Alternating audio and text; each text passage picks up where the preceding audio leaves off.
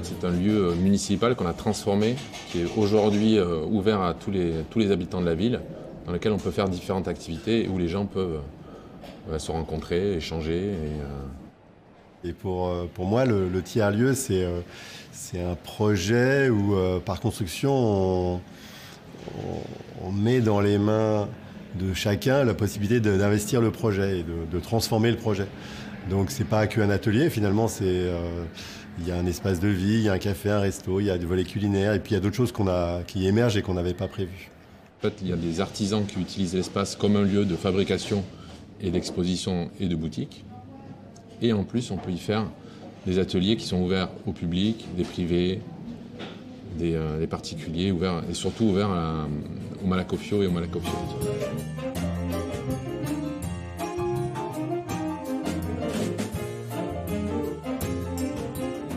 C'est un lieu qui évolue constamment et voilà, c'est vraiment toute l'attitude du tiers-lieu, c'est de rendre ça possible. C'est-à-dire qu'il ne suffit pas de dire « Ah ouais, tout est possible ». Il faut qu'il y ait les conditions de ça. C'est-à-dire, quand quelqu'un vient qu'une idée, notre réponse, ça doit être « Pourquoi pas ?» Peu importe ses compétences, il y a toujours quelque chose à amener, toujours quelque chose à apporter, toujours un point de vue différent qui peut être entendu, et ça c'est la chose la plus importante. J'ai l'impression que tout le monde a quand même quelque chose à dire ici, et que ça ne va pas tomber dans les oreilles d'un sourd. Donc, c'est très agréable. Je ne sais pas si j'avais un but à fonder la Créso. Au début, c'était de faire un lieu où on puisse s'amuser, fabriquer des choses ensemble. Quand ça a démarré comme un hobby, c'est comme ça que ça a démarré. Et puis ce qu'on découvre au fur et à mesure du projet, c'est que le projet se transforme. C'est-à-dire que ce qui est un but pour moi n'est pas le même but que pour les autres, et tant mieux. Et finalement, il se passe à la Créso plein de dynamiques qu'on n'avait pas prévues au départ. Il y a du prototype de la pièce unique. Les pièces en plastique que vous avez chez vous, elles ne sont pas du tout faites avec une imprimante 3D. Toute l'autre technique du plastique, c'est du... Si on laisse vraiment les gens maîtriser leur projet sur lequel ils travaillent, choisir, faire des choix, aujourd'hui, on s'aperçoit que dès qu'on pose la question aux gens, presque tout le monde y met une exigence écologique. On ne peut pas laisser, par exemple, totalement les industriels inventer des choses pour corriger tout le bazar qu'ils ont mis avant. Donc à apprendre à savoir comment fonctionnent les objets, à savoir les réparer, à inventer des choses. Donc je pense qu'il y a de l'émancipation. Il y a une démarche écologique sur le point de vue économique. C'est une économie circulaire assez restreinte. On cuisine en partie avec des légumes issus de la MAP, qui est pas loin. Donc du coup, c'est des légumes qui sont produits à proximité. On recycle déjà tous nos déchets organiques. On essaye de travailler beaucoup avec le plus qu'on peut avec le vrac. On cuisine des produits de saison, beaucoup moins de viande, beaucoup de végétaux.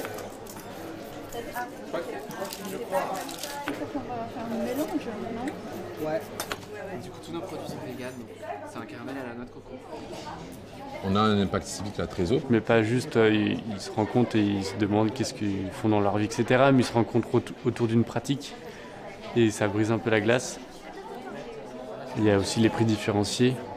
On a décidé de créer 2 tarifs en plus, le tarif fraise où on paye 2 € en plus. Ça va nous aider à financer les ateliers, à financer plein de choses. Justement, par exemple, les tarifs réduits sont possibles grâce notamment aux tarifs fraises. Les tarifs pommes, c'est pour pouvoir toucher un public plus large. Ceux qui n'ont pas forcément les moyens, que ce soit une précarité financière, une précarité étudiante.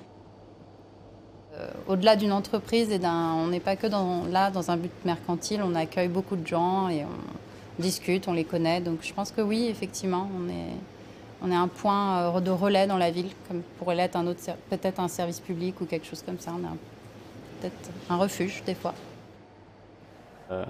Après, c'est aussi une structure de l'ESS, donc en soi, ça a quand même un engagement civique derrière. C'est pas anodin, ça veut dire que c'est, contrairement à une entreprise classique, une structure de l'ESS, elle est non lucrative. Là, donc, l'objectif, c'est de faire en sorte que le modèle économique soit dédié au projet, au côté humain du projet de la Tréso, et pas forcément à enrichir des actionnaires. Troisième ligne, alors ils n'ont pas récupéré. Non, mais c'est vrai qu'il y a l'impression qu'il y a plein de jeux, etc. Non, ça a l'air d'être un lieu de vie commune, j'imagine qu'on appelle ça comme ça. Et que ouais, non, c'est sympa, c'est stylé. Encore une fois, c'est que la deuxième fois que je viens, mais je pense que je reviendrai. Ouais.